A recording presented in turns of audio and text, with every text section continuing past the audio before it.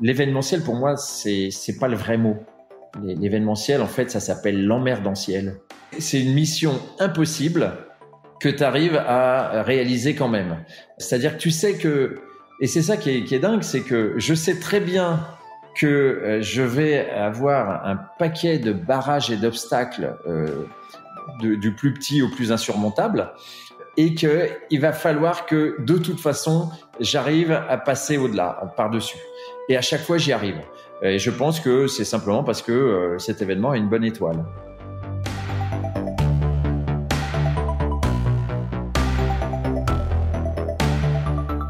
Bonjour, vous êtes sur le point d'écouter un nouvel épisode du Panier, le podcast e-commerce dans lequel on décortique les recettes gagnantes des acteurs du commerce en ligne. Mon objectif est de dénicher avec vous les meilleurs conseils et retours d'expérience pour se lancer et progresser dans la vente en ligne. Acquisition, parcours client, outils, plantage, réussite, apprentissage, on abordera ici tous les sujets sans tabou. Je suis Laurent Kretz, cofondateur de Cosa Vostra, agence de conseil tech et créative. Avec la meilleure équipe du monde en conception, créa, dev et contenu, j'accompagne des boîtes de toute taille dans leur stratégie digitale. Contactez-moi sur lepanier@cosavostra.com, sur LinkedIn ou sur notre site cosavostra.com. Bonne écoute.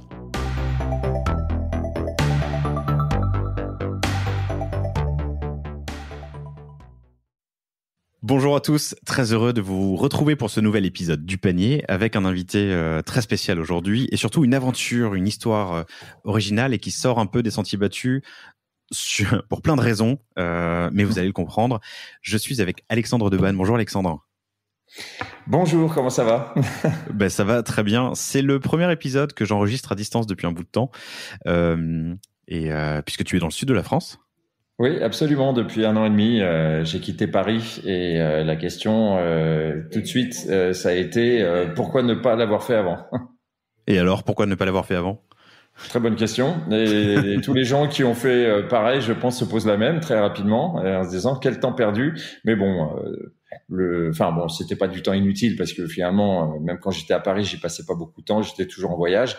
Mais j'avoue que effectivement, après une installation dans le sud, 1 mois avant le confinement, on a vécu un confinement extrêmement agréable qui ressemblait vraiment à des vacances. Donc, ça aurait pu être pire. J'imagine. Alexandre, tu as eu plusieurs vies et c'est ça qui est hyper intéressant dans cet enregistrement. Aujourd'hui, tu es le cofondateur, l'organisateur d'un truc qui s'appelle Raid Amazon, que vous trouverez sur Internet, RAID, Raid comme un Raid et Amazon, ES à la fin, .com. Qu'est-ce que c'est Raid Amazon ? Alors, Raid Amazon, c'est issu.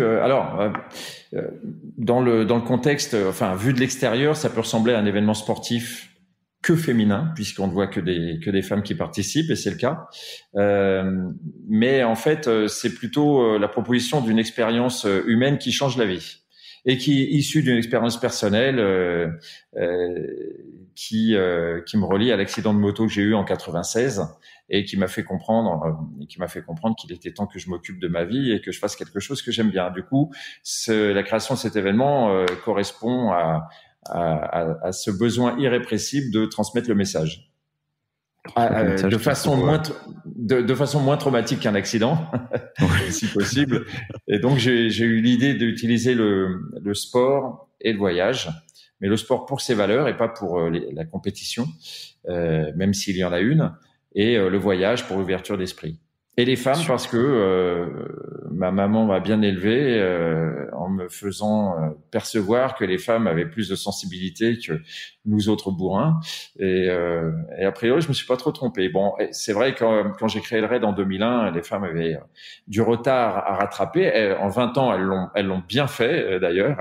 Et d'ailleurs, j'ai apporté mon petit caillou au fait que les femmes aient gagné du terrain en termes d'égalité, de prise de conscience de leur pouvoir. Et je suis assez fier de cet événement parce que finalement, s'il y a un mot qui me vient, un adjectif qui me vient à l'esprit en parlant, c'est utile. Utile, génial. Tu changeais de vie, avoir plusieurs vies, c'est ton cas. Tu as eu, vous connaissez, chers auditeurs, tous, j'en suis certain, Alexandre, de sa vie passée dans les médias. Ça dépend quel âge ont tes auditeurs. Mais les auditeurs qui ont mon âge, en tout cas, pour les plus jeunes, c'est peut-être plus difficile. C'est Alexandre Zurcher, qui est le fondateur de Vintage Rides, qui nous a mis en relation. C'est de l'épisode 92 du panier, chers auditeurs, que je vous invite à écouter. Alexandre organise des tours en moto à travers le monde, en mode un petit peu aventure. Et je lui disais que c'était un truc génial. Donc c'est des séjours un peu confort quand même. Enfin, il y a différents niveaux de confort, mais on dort dans un hôtel, il y a une voiture balai, mais on est sur les routes de je vais pas dire de l'impossible, hein, mais des routes à l'autre bout du monde, dans l'Himalaya, au Sri Lanka ou ailleurs. Et je lui disais que c'était quand même que c'était génial, que c'était très dans l'air du temps, que moi j'avais moi-même réfléchi à des idées autour de comment faire un service de voyage un peu sport, aventure, mais avec un minimum de confort et de sécurité. Et il m'a dit, mais tu devrais rencontrer Alexandre Debanne, qui a fait exactement ça. Et quel dommage que tu ne sois pas une femme. Parce que le raid Amazon, oui, effectivement, c'est ça. Voilà. C'est ça. Mais tu vas nous raconter comment c'est né, du coup, en 2001. Et j'aimerais comprendre ce que ta vie d'avant t'a apporté. On abordera aussi les sujets, donc, de l'organisation, puisque c'est pas rien, c'est plusieurs centaines, milliers de personnes que tu vas déplacer pendant un certain temps à l'autre bout du monde. Il y a des équipes locales, des équipes locales là-bas, des équipes locales d'ici que tu déplaces. Donc j'aimerais un peu comprendre comment tu organises tout ça. Et on ouvrira sur l'avenir, où est-ce que tu te laisses porter, où est-ce que tu portes ce projet, c'est quoi ton rêve. Et ça nous fait un beau programme, hein. Ah oui, carrément, c'est chargé. Bah écoute, pour commencer, je sais pas par où commencer parce qu'il y a plusieurs sources au raid Amazon. Moi d'abord, comment dire, mon métier, j'ai pas fait j'ai jamais eu de plan de carrière. J'ai éventuellement un plan de vie, c'est-à-dire faire ce que j'aime depuis longtemps d'ailleurs. Et ça a commencé par la radio. La radio, à l'époque où c'était pas encore autorisé, où on risquait la prison si jamais on occupait la bande FM, même pour passer de la musique, c'était sous Giscard. Et j'ai commencé ma première radio à Bourges, dans le Berry. Et du coup, une radio pirate. 78. Une radio pirate. Okay. Ouais. On changeait d'endroit tous les 4-5 jours. Il y avait les flics qui nous écoutaient, qui nous prévenaient que les flics qui nous écoutaient pas, qui nous écoutaient, mais pour des raisons professionnelles, allaient débarquer pour nous saisir le matériel et nous jeter dans les geôles berrichonnes, avec les murs moisis parce qu'il pleut beaucoup là-bas. Et donc, on a réussi à échapper à tout ça. Voilà, on jouait un peu aux gendarmes aux voleurs. Je ne savais pas qu'il était interdit de faire de la radio. Je me suis jamais posé la question, mais je ne. Ah okay. Si, jusqu'en c'est François Mitterrand et son ministre de la communication Georges Filiou avec son célèbre nœud papillon qui en 81 ont libéré les ondes. Mais moi, ça faisait déjà 3 ans que je faisais de la radio pirate et donc je travaillais la nuit pour faire la radio le jour et je dépensais mon argent à acheter des disques, du matériel. J'ai passé l'émetteur en douce par les petites routes en Italie. J'ai été le chercher en Italie puisque en Italie ils avaient déjà beaucoup d'avance sur nous. Les radios étaient libérées, il y en avait partout, c'était génial. Et donc j'ai passé un petit émetteur Itelco de 100 watts avec une antenne dipôle qu'on changeait. On partait avec l'émetteur sous le bras quand il fallait changer d'adresse. T'étais en FM ? Oui, on était en FM. Et t'émettais à quelle distance avec un émetteur comme ça ? On arrivait à couvrir quasiment toute la ville. Okay. On essayait d'être sur un point haut et on arrivait à. Mais bon, c'était révolutionnaire parce que ça existait pas quoi. T'avais France Inter, c'est ça. T'avais France Inter que j'écoutais évidemment. Bernard Lenoir, Dominique Blanc-Francard, ça c'est des noms qui t'évoquent peut-être pas, mais moi c'était mes stars de la radio. Jean-Bernard Hébé et j'écoutais les imports anglais de Bernard Lenoir et je m'endormais le soir avec mon petit poste de radio sous l'oreiller et j'écoutais la radio, j'étais fasciné par la radio. C'est comme ça donc j'ai voulu en faire, j'en ai fait. Et puis en 81 quand les radios ont été légalisées, évidemment j'étais un des seuls à avoir un peu d'expérience, donc j'ai monté quelques radios, j'ai eu quelques contrats pour monter des radios pour des groupes de presse et puis voilà quoi. Après, de fil en aiguille, je suis parti. Après, j'ai toujours fait de la radio, mais après, pour financer la radio, j'étais disc jockey. J'ai appris le boulot en boîte. Ouais. C'était une boîte punk, je me souviens, où le patron avait mis la cabine derrière le bar parce que les mecs se balançaient des bouteilles de bière à la figure. Il fallait protéger et détruisait régulièrement le matos, donc il avait mis derrière le bar pour que je sois un tant soit peu à l'abri. Bon, ça c'est la petite histoire. Mais après, donc voilà, j'ai dit tiens. Attends, boîte punk dans les années 80 ou fin des années 70? C'était fin 70, ouais. Je passais les Plasmatics. Les Plasmatics, c'était un groupe en concert qui le chanteur était complètement déglingué et il coupait la tête d'un poulet en live. Sur scène. Les Plasmatics. Et puis ils faisaient sauter des bagnoles aussi, s'ils aimaient bien faire ça. Ouais. C'était une époque un peu échevelée. C'est différent. Oui, voilà. Et c'est ça. Bon, puis après, je suis parti faire les saisons en tant que disc jockey. L'hiver à Avoria, l'été à La Baule. Je faisais du ski l'hiver et de la voile l'été. Et c'est comme ça que tu finançais le...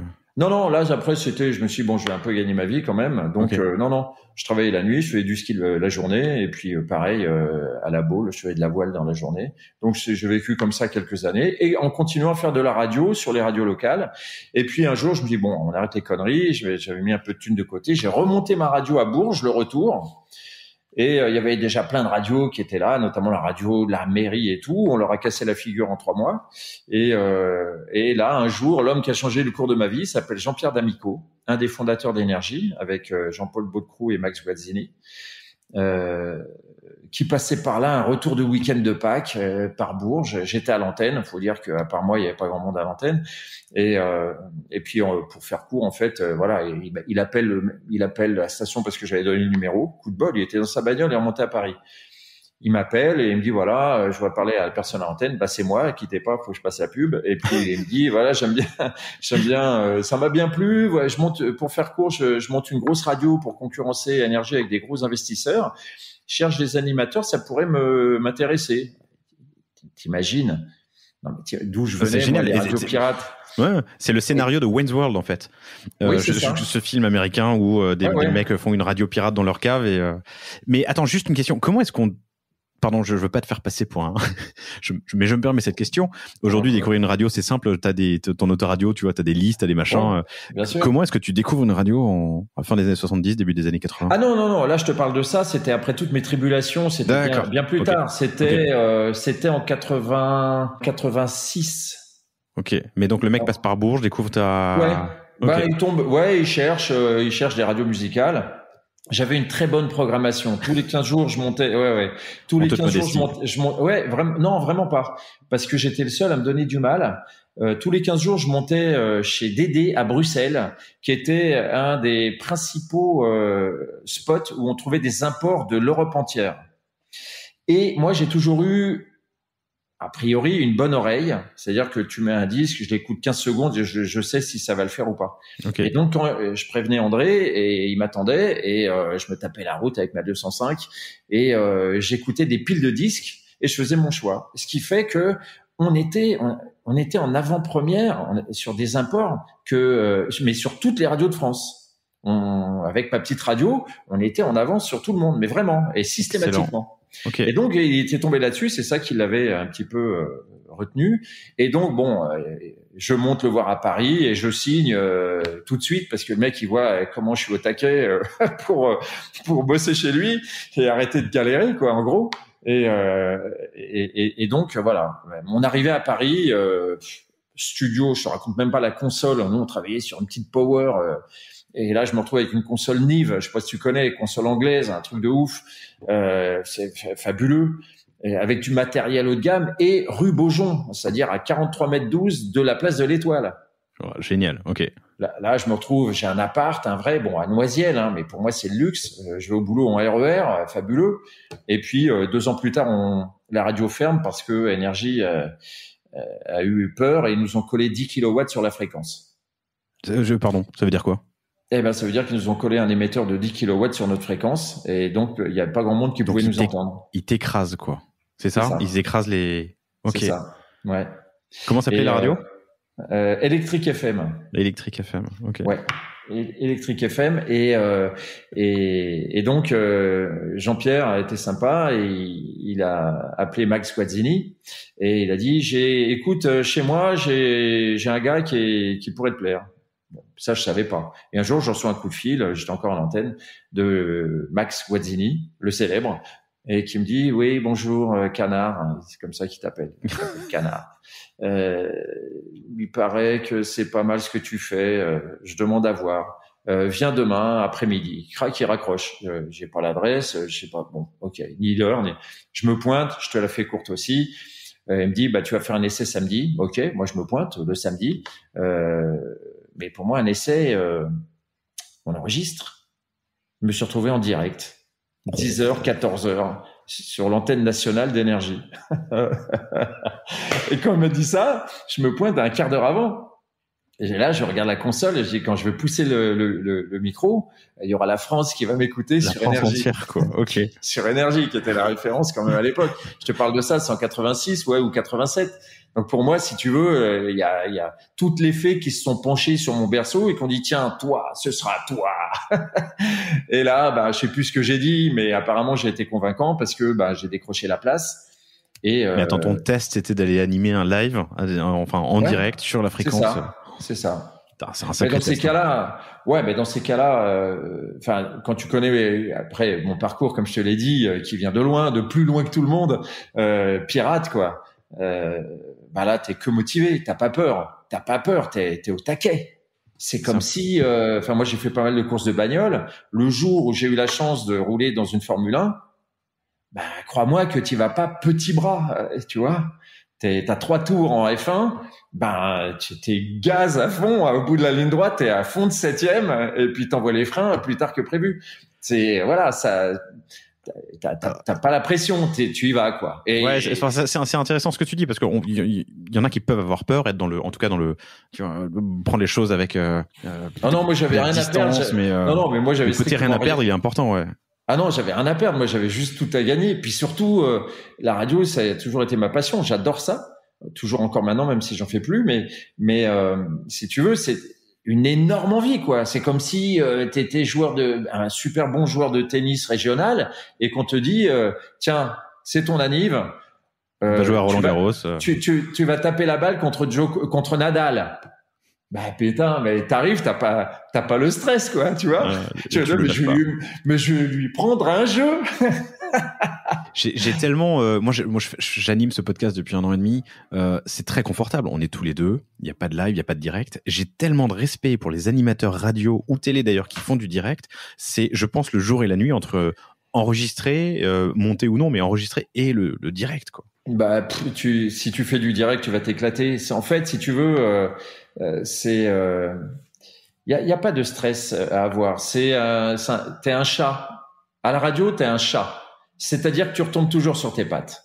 T'as la tchatch, tu sais pas moi, à chaque fois que j'allais pousser le micro, je savais pas ce que j'allais dire. Mais ça partait, ça y allait et voilà, parce que t'as envie d'être là, parce que t'as une certaine confiance en toi, parce que t'as envie de parler aux gens, que t'as des choses à dire et que, en plus, t'as un vocabulaire venu du siècle dernier qui te permet de pas réviser ton Becherel avant d'ouvrir le micro. Ce qui devient plus difficile par les temps actuels. Bon, un petit coup de griffe au passage parce que je le vois bien. Parce que j'ai mal au participe passé régulièrement, mais si avec ça. Oui. Enfin voilà, moi ça vient de la radio. Et après ça s'est enchaîné tout seul puisque je suis arrivé à une époque où la nouvelle génération d'animateurs télé, on venait les chercher sur la bande FM. Et moi, j'ai fait partie de cette génération-là. Arthur, Nagui, Laurent Petit-Guillaume, Laurent Boyer, etc., etc. De Chavannes, qui était à Radio 7, lui, avant nous. Et voilà, donc... Tous venaient de la radio ? Je savais pas. Alors, pour certains, oui. Arthur et les Pirates, je crois que j'écoutais ça quand j'étais gamin. On vient tous de la radio. Nagui était sur 95.2, Laurent Boyer aussi. Arthur était sur Skyrock avant. Il y avait un excellent animateur, Dieu ait son âme, il s'appelait Martial sur Skyrock. C'était une référence pour moi, Martial. un gars fantastique. Si tu écoutes les archives, un gars avec une répartie pas possible, avec une voix, avec un humour. Enfin bon, voilà. On a tous des références, si tu veux, en animateur radio. On a un style, mais quelque part, on est nourri de ce qu'on a écouté et des mecs de notre époque qui faisaient le même boulot que nous en même temps, mais qu'on écoutait parce qu'on trouvait ça génial. Moi, j'enregistrais des mecs. Il y avait un gars, Dieu ait son âme également, Vincent Neveu, qui était sur RVS à Rouen. Moi, j'étais à Paris et je l'écoutais et j'enregistrais ses prises d'antenne parce que je dis putain, mais c'est génial. Et ce mec est génial. D'ailleurs, j'avais réussi à prendre le chou à Jean-Pierre D'Amico et le faire venir sur l'antenne d'Electric Sur FM. l'antenne. Okay. Ouais, ça c'était top. Enfin ouais, voilà. Après, mon passage à la télé, il s'est fait contre ma volonté, quelque part, à l'insu de mon plein gré, parce que j'ai jamais rêvé faire de la télé du tout. Et d'ailleurs, ça m'a pas plu. Enfin, si au début, c'était drôle, mais c'est pas la même liberté que derrière un micro et sans écran. Non, c'est chiant. T'es prisonnier de l'image. D'un texte. Moi, je voulais pas travailler avec un texte. Après, il y a moins d'impro, je veux dire, j'imagine, en tout cas. Alors, j'ai débuté sur M6 et là, c'était total impro. On était dans un petit studio à RTL, 22 rue Bayard, et c'était. J'ai commencé avec Gérard Pulicino, qui était pas connu à l'époque, qui aujourd'hui s'est fait un nom. C'est notamment le réalisateur de Taratata. Serge Calfon, qui était son assistant, qui aujourd'hui est quand même le fameux Magnéto Serge, c'est Serge Calfon. Il réalise plein d'émissions et il produit également. Donc j'ai commencé avec ces gens-là. Et donc là, c'était total impro. On faisait ce qu'on voulait. On a bien fait les cons. Je suis désolé de l'expression, il y en a pas d'autre. Mais vraiment, on terminait à pas d'heure dans la nuit parce qu'on était passionnés. Et voilà. Après, quand je suis passé sur TF1, c'était pas la même histoire. Là, je me suis vraiment emmerdé. J'ai commencé j'étais venu pour une émission d'aventure, la reprise de la chasse au trésor de Dieu le veut, qui finalement l'émission, ils m'ont fait signer en me disant mais oui, l'émission on l'a fait en septembre. Ils m'ont fait signer en juin. J'avais pas d'avocat, moi. D'où je sors, moi, pour avoir un avocat. Tu vois, ils étaient tous bardés d'avocats, des contrats à la virgule près, etc. Moi, non. Je signe où? Et puis, évidemment, je me suis fait avoir. C'est-à-dire qu'ils voulaient juste m'enlever de M6 parce que je faisais de l'audience pour m'avoir chez eux. Et puis, ils m'ont balancé, un jour. Dit, ah oui, c'est vrai, on a oublié de te dire. Non, finalement, l'émission, elle se fait plus. Mais t'inquiète, on va te trouver quelque chose. Pardon. Et toi, t'étais loqué? Mais, grave. Alors là, toutes les issues, il y avait 3 vigiles à l'entrée et des costauds. J'ai interdiction de sortir. Donc, ouais, j'étais bloqué complet. Et donc, je me suis retrouvé à faire vidéo gag avec Bernard Montiel, qui est un mec au demeurant fort sympathique et que j'aime beaucoup, mais qui lui, par contre, l'impro, c'était pas son truc. Lui, il fallait un prompteur. Je dis pardon. Pour les répliques de vidéo gag, il faut un prompteur. Vous êtes sérieux là? Ils m'ont dit oui, parce que Bernard, il a du mal. Et pour la petite histoire, c'est là que j'ai rencontré un gars que j'ai emmené aussi avec moi pour ses débuts, qui écrivait les textes minables de vidéo gag. Et ça, tu trouveras jamais. Tiens, je te donne un indice. Vous qui écoutez, je vous donne un indice et vous avez 6 secondes pour trouver. Initial LB. Ce mec s'est vraiment fait un nom. Laurent Boyer, non. Laurent, non. T'as le prénom. Oh là là, la colle, non. Ok, deuxième indice, et là c'est facile. Sniper. Laurent B. Sniper. Je l'ai pas, vas-y. Baffy. Mais pardon, Baffy. Sniper, bien sûr, Sniper, ok. Eh ouais. Laurent Baffy. C'est lui qui écrivait. Il en est pas fier. C'est pour ça que je balance maintenant. Il y a prescription. Oh, écoute, faut bien passer quelque part. Enfin, on a tous commencé. On a tous commencé.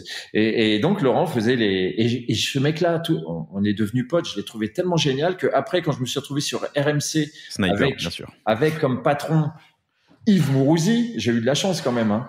Yves Mourouzi à Monaco à l'époque où RMC était à Monaco, les 2 plus belles années de ma vie. Je l'ai pris dans mon émission. D'instinct, Mourouzi a eu une haine féroce contre Laurent Baffy. Tout de suite. Il l'a pas aimé du tout. Et moi, je l'ai imposé. Il m'a dit, j'ai pas d'argent. Et ben, je dis, tu prends sur mon salaire, en croyant qu'il allait pas le faire. Il me dit, banco. Donc, je m'en foutais, c'est pas grave. prise de risque. Je gagnais très bien ma vie à TF1, donc je faisais de la radio parce que ça m'éclatait. Et donc Lolo, je l'ai fait venir sur RMC avec moi. Il a fait une émission, il s'est fait virer direct. Bon, ça m'étonne pas que une de ses idoles avec Jean-Yann, c'est Coluche, et Coluche avait fait une journée aussi à RMC parce qu'on lui avait dit tu peux tout dire, mais par contre tu t'attaques pas à la famille princière. Et il avait dit j'ai vu Monte Carlo, mais j'ai surtout vu Monte Caroline, et donc il s'est fait virer direct. Et Laurent a voulu égaliser avec son idole, il a fait pareil, il a trouvé une connerie, il s'est fait jeter. Donc voilà. Je te mets tout en vrac, hein. Il y a un peu plus, je te le mets quand même, comme on dit chez le boucher. Vas-y, hein, on se fait plaisir. Voilà. Donc, écoute, je suis à TF1, je m'emmerde copieusement. J'ai un jour de tournage par mois pour Vidéogag, où on enregistre, je sais plus, 5 émissions, donc on est tranquille, tu vois, c'est une hebdo. Un jour de tournage par mois. Oui. Et je dormais pas la veille tellement j'étais pas à l'aise, parce que si tu veux, j'étais à côté de la gravure de mode. Bernard Montiel, gravure de mode officielle de la télévision française depuis tout le temps. Super habillé, le mec Playboy, Hidalgo en titre. Et moi à côté, le clochard, donc issu des banlieues, qui sait pas m'habiller. Et donc Dominique Cancien, directrice des programmes à l'époque, me dit t'inquiète pas, on s'occupe de toi. J'envoie une de mes assistantes, elle avait que des assistantes, c'est toutes plus jolies les unes que les autres, et il y en a une qui vient me voir en disant t'inquiète pas chouchou, on va t'habiller. Bon, ok, c'est la première fois que quelqu'un t'habille. Il y avait quelqu'un pour m'habiller, si tu veux, et donc je me retrouve habillé par Kenzo. Kenzo à l'époque faisait des cravates de couleur fluorescente avec des énormes fleurs, larges comme une nappe, et moi on me faisait des ourlets avec du double face. Et à l'époque, la lumière était très chaude, donc crevait de chaud sur le plateau, il n'y avait pas de clim, et les ourlets double face, le scotch double face qui tenait l'ourlet se décollait, et je me retrouvais, mais on aurait dit Bozo le clown à côté, donc de la gravure de mode. Donc je faisais marrer les gens, mais ça c'était pas prévu, si tu veux. Ça c'est des souvenirs. Après on m'a collé sur la roue de la fortune, à mon corps défendant. Je leur avais dit, ils m'avaient proposé, ils me disaient mais tu seras génial à la roue de la fortune pour remplacer Christian Morin, qui était un mec que j'adorais, que je trouvais super. Et ils m'ont forcé. Je me retrouvais, ils m'avaient collé. Si tu veux des anecdotes, j'étais le comment te dire, l'animateur officiel du réveillon du 31 sur TF1. Et la tradition, c'était la nuit du 31 sur TF1, c'est les filles du Crazy. Génial. Donc, pendant 2 ou 3 ans, je me suis retrouvé en tournage au Crazy Horse avec toutes ces demoiselles qui ricanaient en frôlant avec 25 cm² de tissu sur le corps, et moi en smoking façon James Bond, et très très très mal à l'aise. Oui. Parce que quand tu décris la scène, tu dis ouais non super moustache, tout va bien quoi, tu vois, tu mets le coude à la portière, pas du tout. Hein. Je peux te dire que tu fais pas le malin dans cette situation-là. Et donc c'est un jour, on était en plein tournage, et je vois débarquer Claude Carrère, très gros producteur bien sûr, l'époque, Dominique Cancien et tout son aréopage d'assistantes qui débarquent la gueule enfarinée sans me prévenir. Et je leur dis bonjour, vous venez pour le tournage, tout se passe bien hein, comme d'habitude, hein, c'est bon, hein, je connais même les coulisses, je connais tout, y a pas, si vous voulez, je fais la billetterie quoi. Et il me dit non, tu vas faire un essai pour la roue de la fortune. Pardon ? Là comme ça au Crazy Horse ? Au Crazy, en smoking, avec les filles autour. Oui, non, mais t'inquiète, mais je vous ai déjà dit que je voulais pas le faire. C'est non, je ne veux pas, ça ne m'intéresse pas. Dominique me prend à part, Dominique Cancien, et elle me dit, écoute, là, il y avait pas encore de téléphone portable à l'époque. Elle me dit, tu vas téléphone filaire à côté. Il y a Étienne qui attend ton appel. Étienne, c'est Étienne Moujotte. Étienne Moujotte, ouais, ok. Numéro 2 de TF1 derrière Patrick Lelay. Donc c'est mon big boss. Et là, donc, je décroche. Oui, Alexandre, c'est très bien. Donc, écoute, tu vas nous faire ça formidablement bien. Toute la chaîne compte sur toi. On est persuadé que ça va cartonner. Donc, on te fait faire un petit bout d'essai, mais tu commences bientôt. Allez, bonne journée. Crac, et il raccroche. Et là, tout de suite, j'ai pensé à mon contrat avec pas d'issue de secours, que dalle. J'ai dit bon, voilà. Donc, la roue de la fortune. Et j'aurais dit, vous voulez la roue, bougez pas, je vais vous la faire la roue, mais alors, je vais bien vous la faire, quoi. J'arrivais en liane façon Tarzan, et c'était les débuts de Didier Froli, immense réalisateur télé qui a son nom au générique de toutes les émissions, les gros primes, toutes les émissions d'Arthur, enfin voilà. Et un ancien commando de marine d'ailleurs, recasé réalisateur de la télévision française. Ouais. Voilà, donc j'ai fait la roue de la fortune, je sais pas, j'ai dû le faire 2 ans. Et après, j'ai eu mon accident de moto. Et c'est là que ma vie a changé. On y revient dans une seconde, mais du coup, ça fait combien de temps à la télé ? Alors, TF1, j'ai arrêté en 96. Ouais, l'accident. Voilà. Après l'accident, j'ai fait autre chose. J'ai fait du théâtre. Je me suis un peu amusé. Des courses de bagnole, plein. Enfin, ça, je faisais déjà à l'époque de la télé. C'est l'avantage. Quand t'es connu, on propose plein de trucs sympas. Et puis quand tu bosses un jour par mois pour enregistrer, effectivement, il reste quelques jours. Ça laisse des loisirs. Non, mais en fait, les autres qui voulaient, ceux de ma génération, Arthur, Nagui et consorts, eux voulaient vraiment faire carrière à la télé et sont tout de suite passés producteurs. Moi, ça m'a jamais intéressé une seconde. Donc, c'est pour ça que j'avais du temps libre. Eux, ils bossaient pour produire des émissions, pour essayer, ils faisaient la course, si tu veux, vois, pour essayer de faire fortune. Ils ont bien réussi, hein. Moi, ça m'intéressait pas. C'était pas mon truc. Donc, voilà. Et après, mon producteur de l'époque de Vidéogag est revenu me chercher et France Télévisions est revenu me chercher pour un jeu qui était Hollywood Square, l'émission, un jeu américain que tu connais peut-être, dont l'animatrice était, j'oublie toujours son nom, Whoopi Goldberg. Whoopi Goldberg, célèbre dans Ghost. Le film. Une énorme actrice voilà, et qui animait Hollywood Square. C'est ça qui m'a soulevé un sourcil, qui m'a dit merde, c'est quand même. Il y a peut-être quelque chose à faire. Ouais. Et en fait, c'était le fameux jeu où les invités sont dans des cases. C'est un vieux, à l'époque, Jean-Pierre Foucault avait piqué le concept sans payer un centime aux Américains. Ça s'appelait, je sais plus comment. Mais et donc, t'avais une dizaine ou une douzaine de gens dans des cases. Des humoristes, etc., qui étaient là pour foutre le bordel, avec des candidats qui devaient répondre à des questions. Et moi, j'avais Laurent Baffy, j'avais Laurent Ruquier, j'avais Amanda Lear, j'avais que des gens comme ça, j'avais du gros, quoi, tu vois, des gens avec du répondant. Donc c'est là où mon expérience de radio a joué, parce que là, avec des gens comme ça, il faut. T'es obligé d'avoir de la répartie, t'es obligé oui, il y a du niveau. Voilà, donc je me suis bien amusé à faire ça. On a cartonné. Ce jeu était sur France 3 à l'heure des journaux télévisés à 20h. Et on est monté à plus de 20% de part de marché, ce qui était énorme à l'époque, face aux 2 JT de TF1 et de France 2. Et puis Rachel Kahn est arrivée. C'est une homonyme, il y en a plusieurs des Rachel Kahn, mais celle-là, c'est pas la bonne. Enfin, c'est le brouillon, on va dire. Et elle est arrivée, elle m'a convoqué, à peine arrivée. Donc je me dis, super, je vais avoir les félicitations du jury avec une audience pareille. Et elle m'a viré, mais comme un clochard syphilitique, en 30 secondes de son bureau. Elle m'a dit, en gros, moi je veux pas d'animateur du Club Med chez moi, et encore moins d'anciens animateurs de TF1. Vous dégagez. J'ai dit, pardon? Excusez-moi, alors ça m'a fait rigoler. Je me souviens parce que finalement je m'accrochais pas tant que ça, et ça m'a fait rigoler. J'ai dit, mais excusez-moi, hein, je sais qu'on est sur une chaîne que je finance à mon petit niveau. Accessoirement, mais vous avez regardé les audiences quand même. Je m'en fous.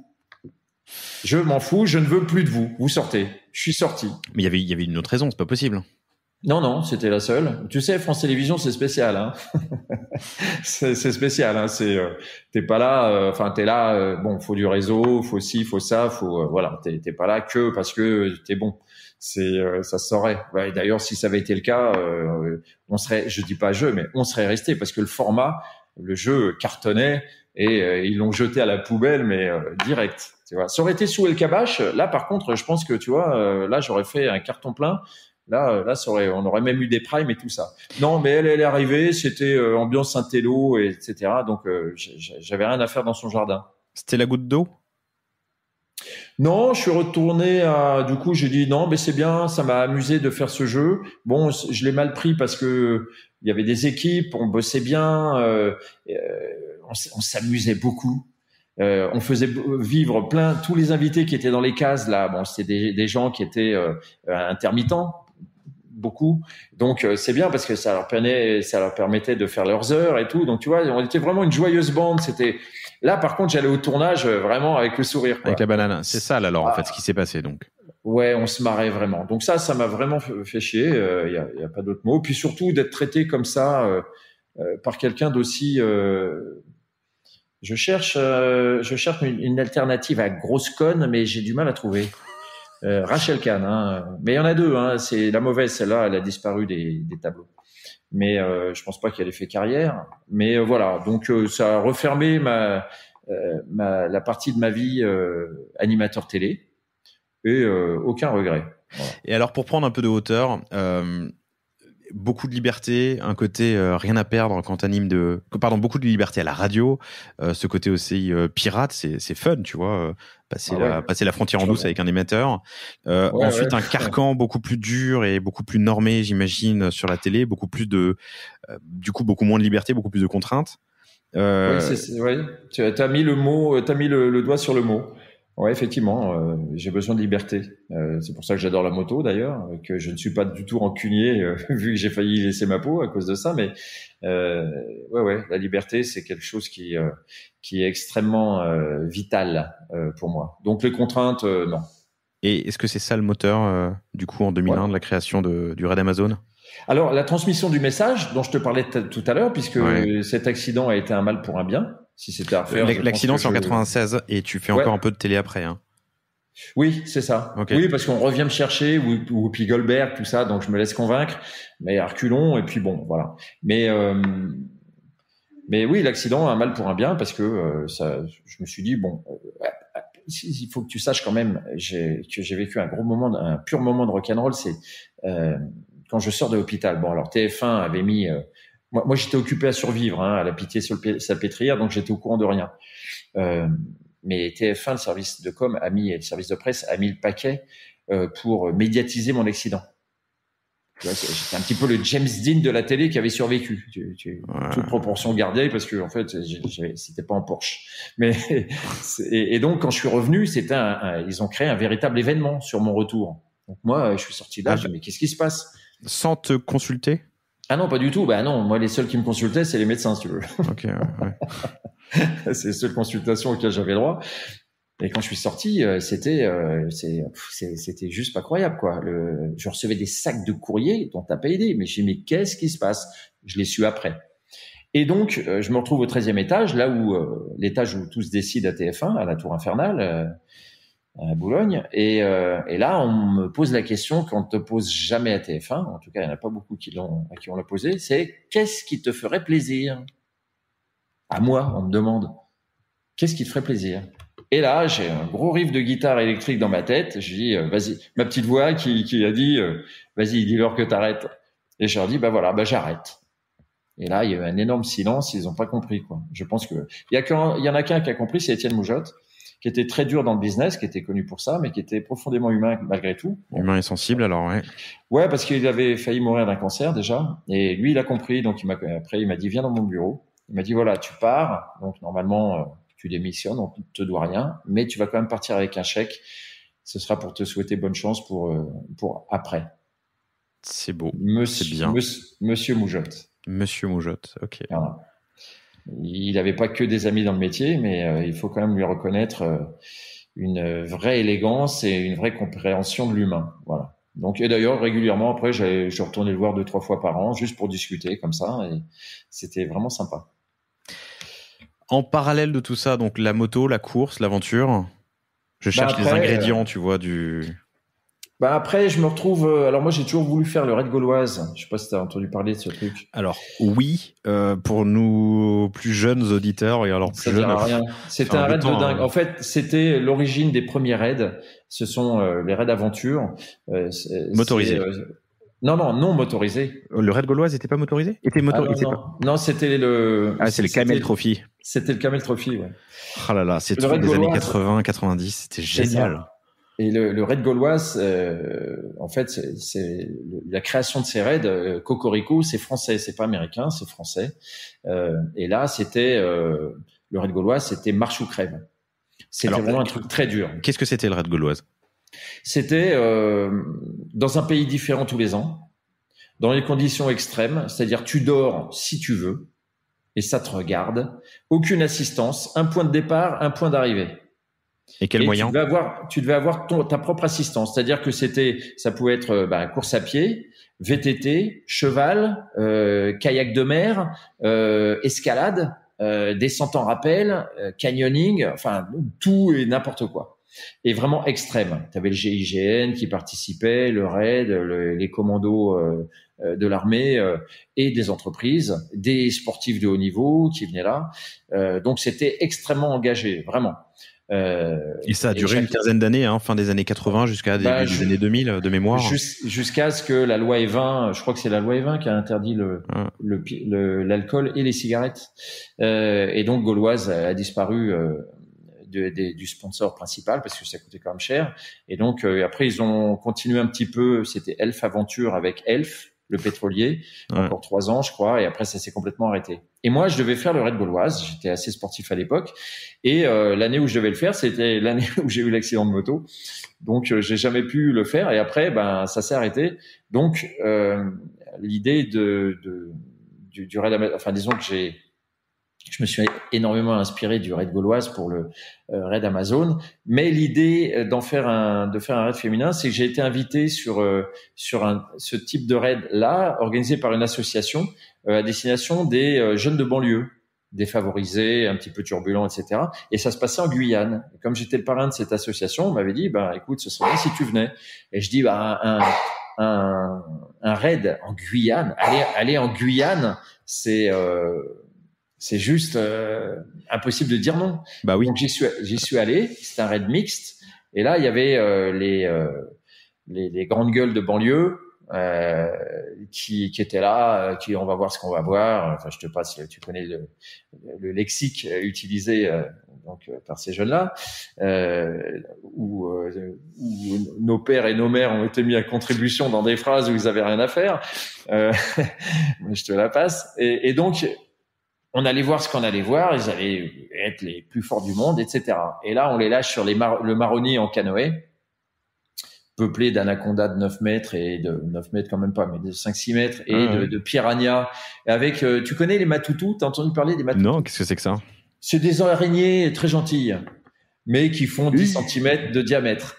La migale, c'est une migale. Matoutou est une araignée à bricole, non? Non, les migales sont beaucoup plus grosses. Okay. La matoutou, elle est gentille, elle passe son temps à dormir, elle a plein de poils sur les pattes, elle fait 10 cm environ de diamètre, donc déjà tu vois ça, tu pousses des cris, et il y en a partout. Donc les mecs commencent à pagayer et tout, et là ils voient des bestiaux partout, des trucs, et là ils commencent à les dire pitié, monsieur, pitié, je veux rentrer à la cité. Sortez-moi de là. Et là, comme c'était des équipes mixtes, les petites nanas qui étaient aussi dans les canoës avec les mecs, elles ont commencé à l'ouvrir en fait. Elles ont commencé à dire attends, tu fais moins de bruit, tu parles encore, tu rames encore, et on va aller au bout, ok? Alors maintenant on y va les gars. Et c'est les filles qui ont pris le pouvoir. Et c'est ces petites beurettes là, ces petites beurettes des quartiers qui ont créé l'étincelle. Génial. Et où je me suis dit putain mais les filles elles ont le power quoi. C'est elles en fait qui mènent la troupe. Et donc, raid Gauloise d'un côté que j'avais pas pu faire, ce raid là où j'ai vu les filles que je pensais complètement soumises, en fait, surtout cette catégorie-là, quoi. Tu les imagines vraiment soumises, quoi. Et en fait, non, elles ont pris le pouvoir et elles ont emmené tout le monde à l'arrivée. Et ça a été comme ça tous les jours. Et je suis revenu avec ça a un peu travaillé dans mon esprit, pas longtemps. Et 6 mois plus tard, il y a eu la première édition du raid Amazon. Alors, le nom vient de l'endroit où est né le raid, l'Amazonie, la Guyane, quoi, l'Amazonie, et les Amazones, les guerrières Amazones. Les guerrières Amazones. Okay. Et pour pas m'emmerder, vu que j'avais déjà vu le terrain, la première édition du raid Amazon a eu lieu en Guyane. Voilà. En terrain un peu connu, puisque tu en revenais 6 mois plus tôt. C'est ça, mais enfin, tu aurais vu le bivouac, c'est un ancien camp de la Légion que j'avais récupéré. C'était sous des carbets, c'est-à-dire des croisillons en bois de branches qu'on avait mis et avec des bâches en plastique pour protéger de la pluie parce que là-bas quand il pleut enfin bref, et donc des hamacs en dessous et les hamacs se touchent, donc tout le monde, il y avait 120 nanas, on était au taquet, 120 nanas dans des hamacs comme ça sous des orages. Alors, personne dormait parce que la nuit, la jungle elle bouffe, c'est l'heure de la bouffe la nuit. Et on était à 40 km à l'ouest de Saint-Laurent-du-Maroni, c'est-à-dire, eux, ils disent pas la jungle, en pleine forêt. On était en pleine forêt. Donc, la forêt, elle fait du bruit, quoi, la nuit. C'est bruyant. T'entends des cris d'animaux, des trucs. Donc, personne dormait. Les filles, elles avaient les yeux, l'enfer. les poches jusqu'au menton. C'était une expérience incroyable. J'ai eu la chance de passer un peu de temps au fin fond de Bornéo, dans une forêt primaire. Je me suis exactement fait cette réflexion. C'est un orchestre assourdissant que la jungle, en journée, de nuit. Enfin, c'est fou. Mais vraiment, c'est surprenant ce niveau sonore de choses qui se passent. Bref. Et surtout la nuit, parce que comme tu vois rien, tu flippes grave. T'es persuadé que tu vas te faire bouffer, transpercer par une araignée. Enfin, la pire des choses va t'arriver, quoi. Tu te lances donc 6 mois plus tard le premier raid. On est 20 ans après aujourd'hui, hein, c'est ça. Il y en a eu combien jusqu'à présent? Combien il y en a eu? 20. Okay. 20 parce que il y a eu une année où il y en a pas eu. Enfin, non, 2 années maintenant. Ben oui, c'est vrai. 2007.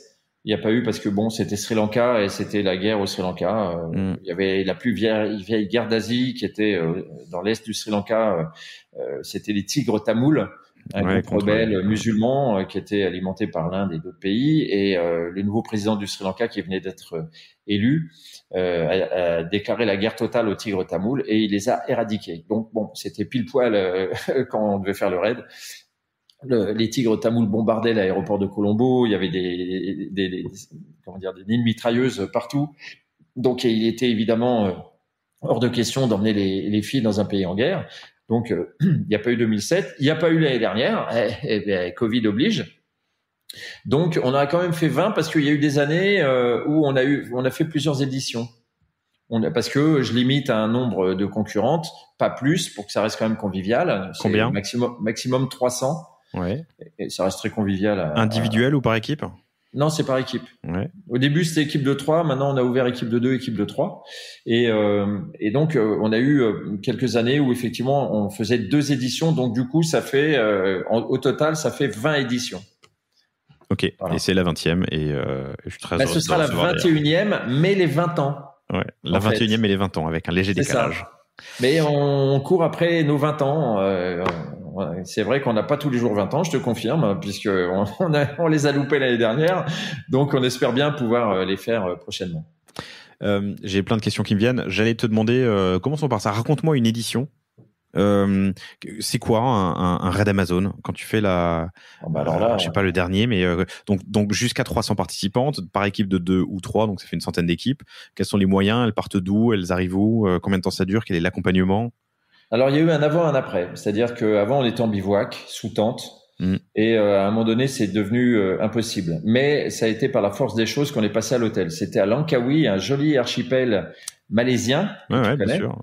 Et là-bas, pour la première fois, c'était en 2013. Ouais, ça devait être en 2013. J'ai pas trouvé de terrain de bivouac. J'ai parcouru l'île principale en long, en large. J'ai pas trouvé de terrain de bivouac. Impossible. Et donc, contraint et forcé, j'ai trouvé un hôtel le plus pourri possible. On aurait dit une caserne militaire. Et on est passé à l'hôtel. Et là, à la fin du raid, ma chef médecin est venue me voir. Elle m'a dit, t'as vu, on a beaucoup moins de blessés, de cas, etc. Je dis, ouais, dis donc, elle devait être vachement mieux entraînée cette année. Elle me dit, rien à voir. Elles avaient un lit, une salle de bain. Donc, elles ont dormi et problème d'hygiène résolu. Parce que bon, les douches et les toilettes de chantier, si tu veux, t'as beau les nettoyer 4 fois par jour, voilà, c'est quand même un nid à bactéries, donc c'était pas top. Et à partir de là, je me dis, bah attends, puisque c'est ça, on va aller à l'hôtel tous les ans. Et depuis, on est à l'hôtel tous les ans. Donc, c'est un confort. Mais toujours avec l'esprit bivouac, parce que tu vois, par exemple, les équipes de 2, j'en mets 2 par chambre. Donc, elles sont 4. Et les équipes de 3 sont à 3 dans la chambre. Donc, il y a des lits picots, tu sais, les lits de l'armée ou des lits supplémentaires qu'on met par terre et tout. Donc, ça, on est dans les beaux hôtels, mais il y a quand même un esprit bivouac qui perdure. Je trouve que c'est vachement dans l'air du temps, ce côté aventure, un peu de confort. On a envie d'aller se confronter. Enfin, c'est un sentiment, et c'est pour ça que j'y avais réfléchi il y a quelques années, mais on a envie d'aller se confronter à l'épreuve. Et de pouvoir récupérer après. C'est ça, voilà. Ouais. Et c'est vrai que c'était pas le but au départ, comme je te l'ai dit, c'est contraint et forcé. Et puis ensuite, parce que la sécurité pour moi c'est numéro 1, il est hors de question de faire courir quelque risque que ce soit dans quelque secteur que ce soit à mes concurrentes et à mes gars. Donc l'hôtel effectivement apporte vraiment beaucoup de sécurité et de confort. Et c'est vrai que le duo fonctionne bien, d'avoir du confort après l'effort. Et d'ailleurs, le confort, comment te dire, sublime encore plus l'effort parce que tu vas plus loin quand t'es reposé, tu vois, et tu risques pas de casser justement. Tu vois, le problème d'aller au-delà de ses limites quand t'as pas dormi et que t'es un peu nauséeux ou à moitié malade, c'est que tu casses au bout d'un moment. Et donc du coup, l'expérience, elle est beaucoup moins réussi. Et moi, à la base du raid Amazon, et ça n'a jamais changé, je transmets un message. C'est-à-dire, il y a un avant, un après. C'est-à-dire que les filles, elles se découvrent. C'est pour ça que je ne veux pas de sportive aguerrie et qu'il n'y a pas de prize money, justement, parce que sinon, j'attirerais toutes les triathlètes, marathoniennes, etc. C'est hors de question. Je veux des Madame Tout-le-Monde. Alors, quand je les appelle comme ça, elles ont horreur que je les appelle Madame Tout-le-Monde. Mais j'ai trouvé la formule. Madame Tout-le-Monde, c'est pas n'importe qui, c'est juste qu'elle le sait pas encore. Ouais, c'est ça. que c'est pas n'importe qui. Et effectivement, Madame Tout-le-Monde se révèle être Wonder Woman à tous les étages, à n'importe quel âge. Nous, on a des nanas qui ont plus de 60 ans, qui font le raid et qui repartent, mais c'est avec une connaissance d'elles-mêmes, mais toutes, hein. Elles repartent avec une connaissance d'elles-mêmes bien au-delà de ce qu'elles avaient en arrivant. Et alors, la différence entre les femmes et les hommes, c'est que une fois qu'elles ont ce bagage-là, elles sont radicales. Et si elles retournent à leur vie et à une vie qui leur convient pas, dans quelque secteur de vie que ce soit, eh ben, crois-moi, elles prennent une tronçonneuse et elles coupent la branche, hein, mais direct. C'est génial. Et, ça dure et on a changé. Et c'est une thérapie. C'est, en fait, on a changé la vie on a changé la vie de façon très positive de beaucoup de femmes qui sont venues et revenues faire le raid Amazon. Et en plus, elles se sont fait des amis pour la vie. La plupart des filles qui sont venues au raid Amazon, leurs meilleurs amis dans la vie, elles les ont eus sur le raid Amazon. C'est pour ça que je te disais en préambule, le raid Amazon, il est utile. Et ça, c'est la chose la plus importante pour moi. C'est j'ai réussi à transmettre le message et à être utile aux autres. Et ça, c'est irremplaçable comme sensation. Ça dure une dizaine de jours en tout. Ça dure alors Paris 10 jours, 8 nuits sur place. Et à la fin, le dernier soir, il y a une grande fête, une grande bamboula et tout, c'est top. Enfin voilà, il y a une ambiance formidable parce que tous ceux qui pensent que les filles entre elles, ça devient le championnat du monde de crêpage de chignon, ceux-là ont tout faux. Les femmes sont solidaires, il y a que des beaux gestes, un super bon esprit. Une fille qui tombe pendant une épreuve, qui se fait une entorse ou ou qui tombe à vélo, l'équipe qui est juste derrière, elle s'arrête. Elle s'arrête et puis elle part pas tant que notre équipe médicale est pas venue, ou etc. Enfin voilà quoi. Elles ont vraiment le sens des priorités dans les valeurs. C'est-à-dire que nous on est des mecs, un mec qui tombe, c'est une place de gagner. On est pragmatique.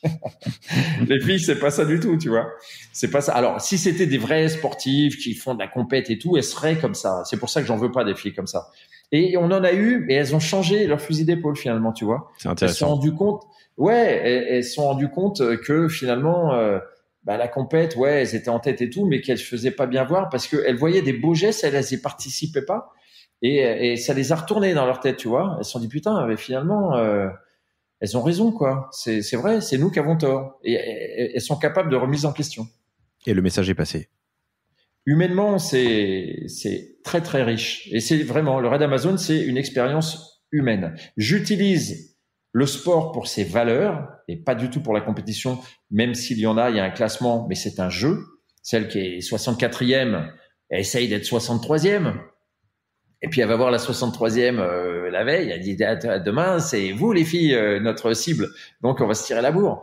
Donc voilà, tu vois, c'est un jeu. Elle se retrouve le soir à l'apéro parce que ça picole beaucoup au bar. Hein. Mais quel type d'épreuve? Course à pied, VTT, canoë, tir à l'arc. Après, j'essaie de mixer bike and run, tu vois, par exemple, pour les équipes de 2, un vélo pour 2, pour les équipes de 3, 2 vélos pour 3. Canoë, par exemple, là, à Da Nang, au Vietnam, on a fait, il y avait une partie de la course qui était course à pied, le long d'une rivière. Et après, ils arrivaient dans un petit village sur la place du marché.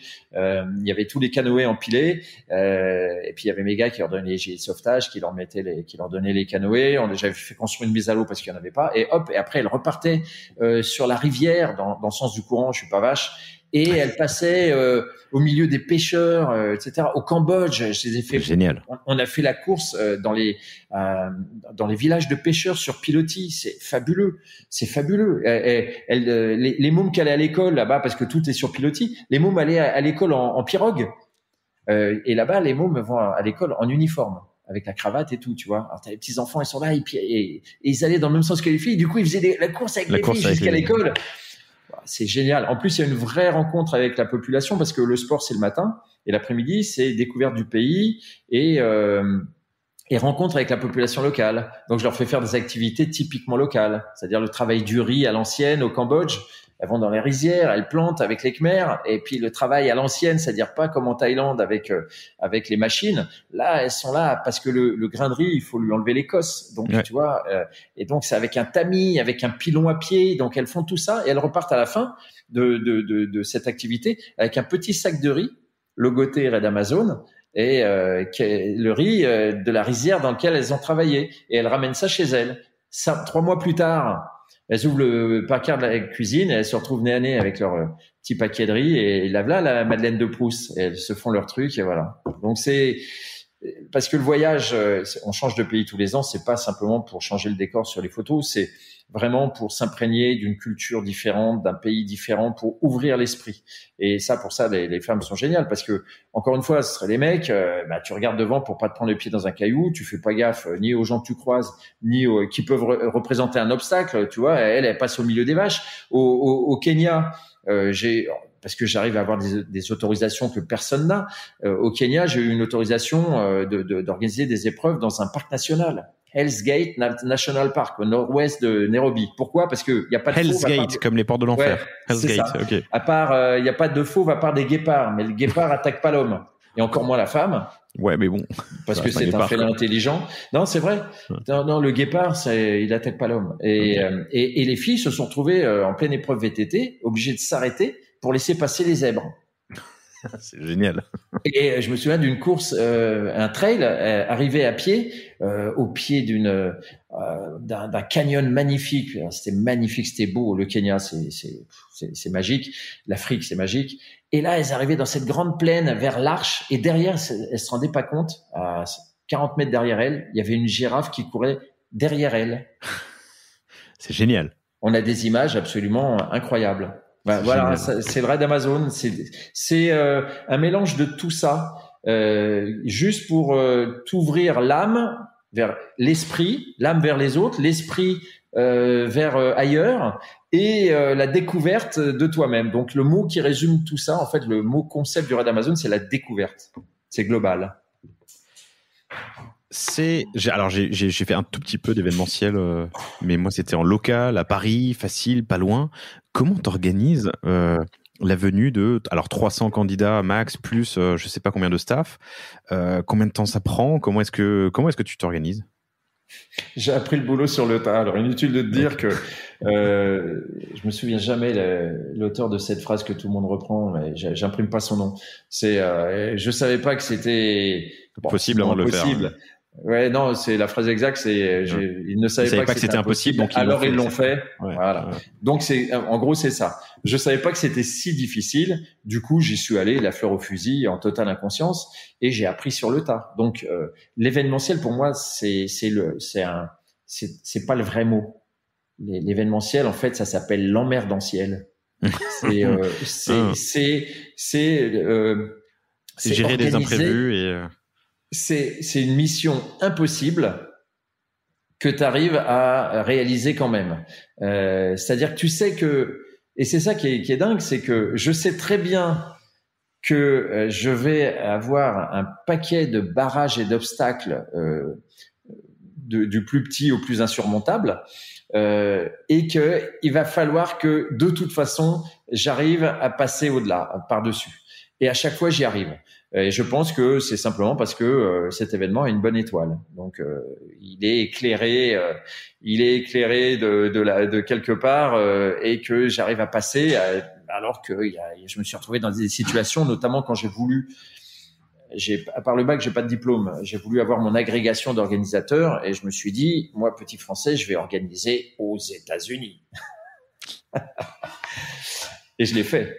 Et j'ai réussi à avoir notamment une autorisation que personne n'avait réussi à avoir en 150 ans de parcs nationaux. J'ai eu l'autorisation d'organiser des épreuves sportives, notamment dans Joshua Tree National Park. 150 ans de parcs nationaux, jamais une autorisation n'avait été donnée à un événement sportif. Sauf le Raid Amazon. Sauf le Raid Amazon. Il y en a eu d'autres depuis ou pas? Non. Ok, bah écoute, félicitations. On a une bonne étoile. Combien de personnes sur 70 qui organisent 70 dans l'organisation. Alors, à l'année, à organiser, on est 4. dont toi. Dont moi. Ok.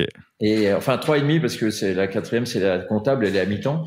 Mais pendant l'événement, on est 70.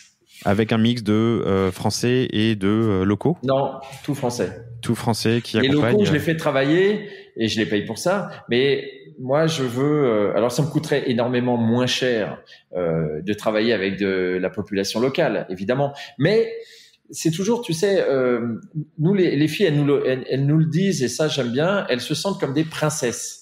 C'est-à-dire que on leur évacue absolument tout tracas d'organisation. On les prend en main de A à Z. Elles ont juste à se retrouver sur la ligne de départ et d'aller à l'arrivée.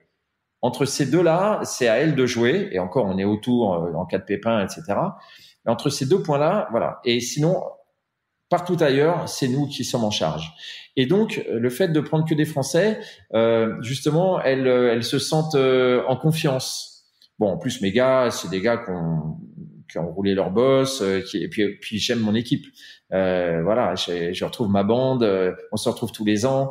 Je les emmène dans un endroit du monde différent, vivre la même chose que les filles, mais d'une façon de la partie coulisses, logistique. Donc nous aussi, on a une mission. Elles doivent se dépasser, mais nous aussi, sur un plan totalement différent. Et c'est un exercice qu'on réussit ensemble. Combien de temps vous arrivez avant sur place? Enfin, les équipes arrivent avant pour organiser, monter, prévoir. Très bonne question, parce que voilà comment je travaille. Alors, mes précurseurs arrivent en 3 vagues. Il y a une première vague qui arrive 10 jours avant les filles. Une deuxième vague qui arrive 3-4 jours avant les filles. Et la dernière vague qui arrive avec les filles. Mais on est 4 à arriver 1 mois avant. 1 mois avant, ok. Je travaille sur l'humain. Et quand je te parlais de cette fameuse autorisation que j'avais réussi à avoir des parcs nationaux américains, du parc national au Kenya et de Apsara, l'autorité qui gère les temples d'Angkor à Siem Reap au Cambodge, où j'ai réussi à faire absolument tout ce que je voulais. Les filles se sont retrouvées à courir au milieu des temples d'Angkor. Je sais pas si tu vois le truc, c'est juste, ça doit être fou. T'es dans le film.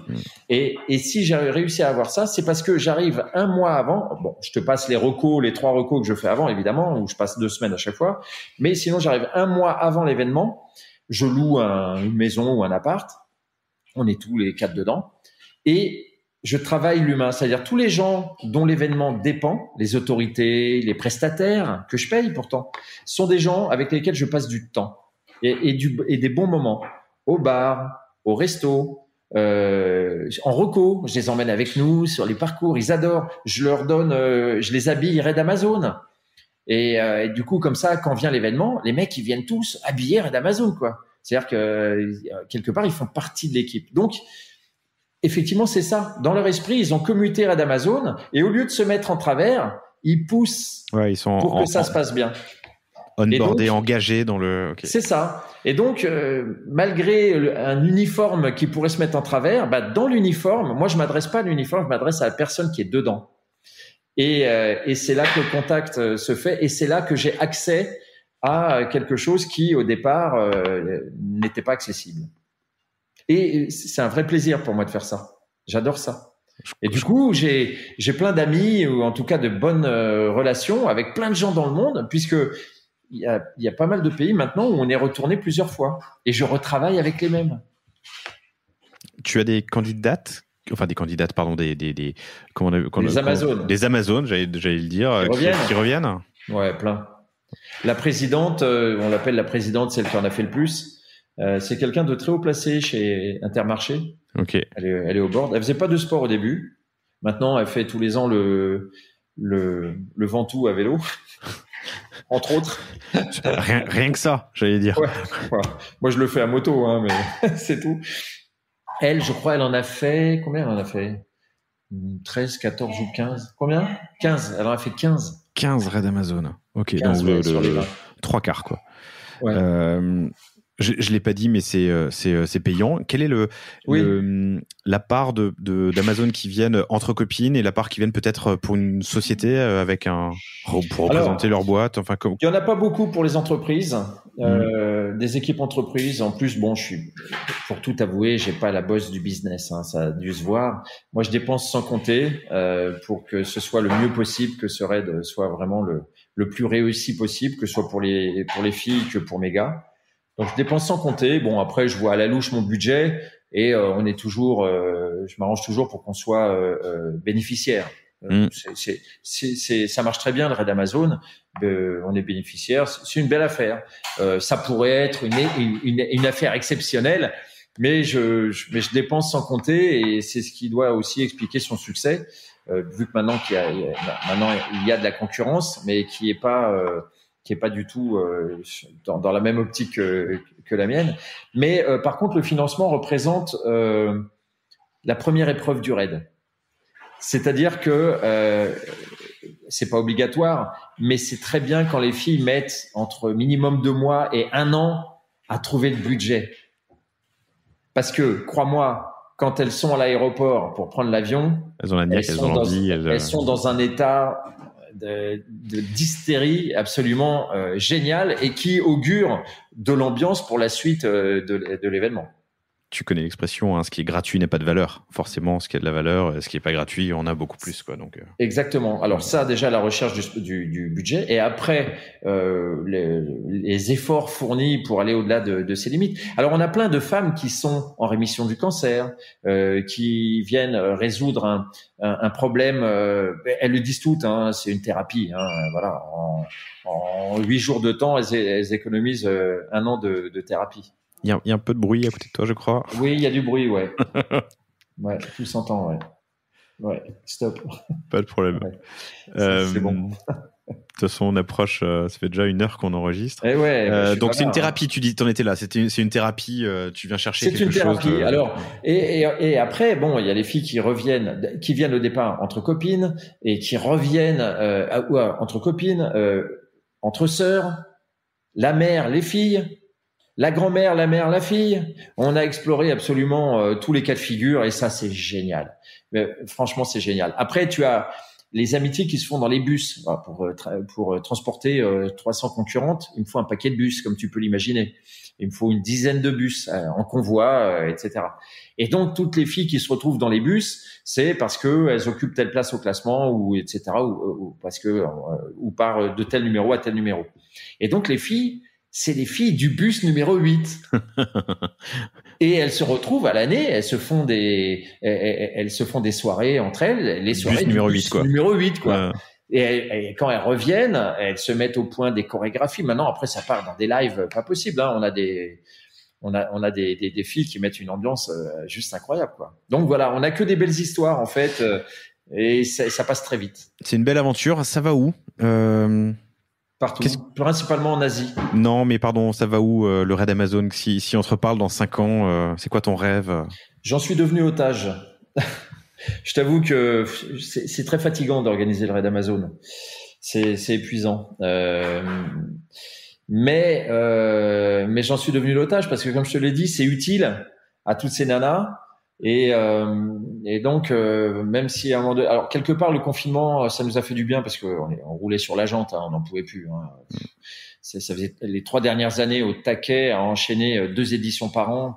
C'est à peine une édition finie, craque les recos pour le prochain. Enfin bon, je voulais pas devenir non plus esclave de la machine, mais bon, on a du mal à les refuser, à leur dire non, parce qu'on sait pourquoi elles viennent, elles savent pourquoi elles viennent, et leur dire non à cette expérience, tu vois, c'est pas c'est pas du tout une question de chiffre d'affaires, du tout. C'est juste que, on peut pas leur dire non parce qu'encore une fois, elles viennent chez nous et pas ailleurs. Donc, le confinement nous a fait du bien, on a bien récupéré. Donc là, maintenant, on n'a qu'une envie, c'est d'y retourner. Te dire où ce sera dans 4-5 ans, bon, je vieillis aussi, hein, et peut-être qu'un jour, bon, évidemment, c'est mon bébé, le raid Amazon, donc je veux pas l'arrêter. Donc peut-être que quelqu'un reprendra derrière, mais ce sera pas n'importe qui. Il faudra que ce soit avec un engagement de respecter les fondamentaux. Il faudra qu'ils viennent passer un entretien en live, en direct. Bonne idée. La boucle se boucle. C'est ça. Génial. Écoute, c'est super. Je, en tant que motard, attends, pardon. Hop. En tant que motard, juste une question personnelle du coup, mais qui m'intéresse avant de conclure. Tu t'es remonté rapidement sur une moto et comment tu roules aujourd'hui? Ça a été la première chose que j'ai faite. Et je me suis pas racheté n'importe quoi, je me suis racheté une Buell. Et d'ailleurs, j'ai fait une photo assez marrante dont j'avais un beau roadster, pour ceux qui ne connaissent pas, un beau roadster. Ouais, ça existe plus maintenant. Mais ouais, c'était Harley Davidson, non, qui faisait ça? Ouais. C'était Eric Buell, motoriste chez Harley Davidson, qui avait créé sa propre marque. Une moto virile. Aucune assistance, tu roules sur un timbre-poste, tu te démets de lombaires, et tout était dur sur cette moto. Et j'avais eu l'idée de faire une photo justement pour parce que tout le monde me prenait le chaud, me disant mais non, tu vas pas refaire de la moto et tout. J'ai foutez-moi la paix. Et donc j'avais fait une photo dans Paris. On avait trouvé un petit magasin de porcelaine. On avait réussi à rentrer la moto dedans. Et donc la photo, c'est moi qui suis en train de sortir à moto du magasin de porcelaine. Où j'avais rien cassé, évidemment, pour une fois. Et voilà. Donc, ça a été la première chose que j'ai faite. Aujourd'hui, comment je roule? Comme un dingue. Et j'ai toujours roulé vraiment comme un assassin. Mais vraiment. Et d'ailleurs, pour te dire, j'ai une KTM Super Duke, dernier modèle, avec la ligne Akrapovic en titane, qui me permet d'avoir un cheval par kilo. Un cheval par kilo, chers auditeurs, une moto, ça pèse, allez, 220 voilà. kilos. Bon, elle pèse un peu moins, elle pèse 190 kilos. Donc ouais, bon, on n'est pas loin. Donc 190 chevaux. Oh là là. Voilà. Okay. Donc, et puis, j'adore marsouiller avec avec les autres, mais c'est triste de voir que les gars, il y en a de moins en moins qui veulent jouer parce que la peur du bleu, quoi. La peur du radar et de devoir partir son permis en confetti. Cela dit, grâce à Vintage Rides et à Alex Zurcher dont tu parlais tout à l'heure, pour lequel j'ai produit... On boucle une super boucle, vas-y. Pour lequel j'ai quand même produit, je crois, 7 ou 8 émissions. Et donc, où je me mettais en scène à voyager sur les Royal Enfield. On est monté jusqu'à 5600 mètres d'altitude au Ladakh, notamment on a été en Mongolie, on a été un peu partout. J'y suis passé, le Kardungla, je crois, ce col. Ouais, c'est ça. Le Kardungla, avec la brasserie la plus haute du monde, où tu as été boire ton café ou ta soupe aux nouilles, et la vallée de la Noubra, magnifique. Incroyable. Avec alors, allez, on s'en fout. On se fait plaisir. Dans la vallée de la Noubra, chers auditeurs, il y a des dromadaires qui sont là depuis le passage d'Alexandre le Grand. Ça fait 2000 ans, qui ramenaient je veux pas dire de bêtises, mais de Mongolie. Bref, ça. Et qu'il en a laissé certains dans cette vallée, et c'est une vallée qui est au nord du Ladakh, à la frontière de la Chine, à 5000 mètres d'altitude, qui est magnifique avec des dunes de sable et ces dromadaires incroyables. C'est un paysage. Enfin, ça fait partie des plus beaux voyages que j'ai eu la chance de faire. Ben moi pareil. Donc du coup, je me suis beaucoup attaché à cette moto. Et quand j'ai appris qu'ils arrêtaient la production parce qu'elle passait pas les Euro 5, ma bien-aimée m'en a offert une pour mon anniversaire. Et du coup, après, j'ai contre-attaqué pour le sien. Je lui en ai offert une aussi, ce qui fait que, dans le garage, il y a certes mon Rafale, mais j'ai également mon petit biplan à côté. Et j'ai autant de plaisir à piloter l'une pour les trajectoires et l'autre pour les paysages. Les paysages. Quand je fais les gorges du Verdon qui sont à côté de chez moi, Et ben quand je prends la KTM, je suis sur les trajectoires, et quand je suis sur la Royale, je suis sur les paysages. Donc c'est une moto très attachante qui pétarade à bas régime, qui est très confortable. Ça se conduit comme un vélo, c'est très drôle. C'est ça. On est très très loin du e-commerce, qui est la ligne directrice éditoriale du panier, mais je me suis fait un vrai plaisir à te parler aujourd'hui. Il faut rester passionné, et le I, je l'utilise beaucoup pour recruter sur le raid. On s'est mis beaucoup à tout ça. C'est un univers totalement. Je suis un peu largué là-dedans, mais je travaille avec des gens qui s'y connaissent. Et donc c'est vachement bien. C'est un gain de temps. On a une audience vachement plus large, beaucoup plus accessible. Mais malgré tout, le truc qui est bien, c'est d'avoir ce côté I et d'avoir ce côté ancré dans la réalité également, d'avoir la passerelle entre les deux. Et beaucoup d'humains, tu l'as dit, pour ce raid qui est utile. Ouais. Du I et du H. Alexandre, merci infiniment, c'était passionnant. Merci à toi, merci à toi de t'intéresser à notre cas, et merci de nous prêter ton audience, parce que peut-être que parmi ton auditoire, certaines Amazones en devenir passeront le cap et viendront chez nous. J'allais dire, chers auditeurs, rendez-vous sur raidamazon.com, mais c'est chères auditrices, rendez-vous sur raidamazones.com pour les prochaines aventures. La prochaine aura lieu en Thaïlande, a priori début 2022. Fin novembre, début décembre, t'es pas loin. D'accord. Normalement. Si tout va bien, parce que voilà, avec l'épidémie, on ne peut pas se projeter très longtemps à l'avance. Donc on est aux aguets pour voir si le feu reste vert. Dès l'ouverture. Alexandre, merci infiniment. C'était un plaisir. Et chers auditeurs, auditrices, à très bientôt. Au revoir. Ciao. Merci d'avoir écouté cet épisode du panier. J'espère qu'il vous a plu. Si c'est le cas, et même si ce n'est pas le cas, abonnez-vous pour ne rater aucun épisode. Parlez-en autour de vous et laissez-moi un commentaire sympathique sur Apple Podcast. C'est ce qui m'aide le plus à remonter dans les classements. N'hésitez pas non plus à le partager à chacun de vos contacts dans le business. Chaque nouvel auditeur intéressé est une victoire. Si vous avez besoin d'un accompagnement tech et créatif, que ce soit pour votre site internet, votre stratégie de contenu ou d'inbound marketing, n'hésitez pas à me contacter à l'adresse lepanier@causavostra.com. À bientôt.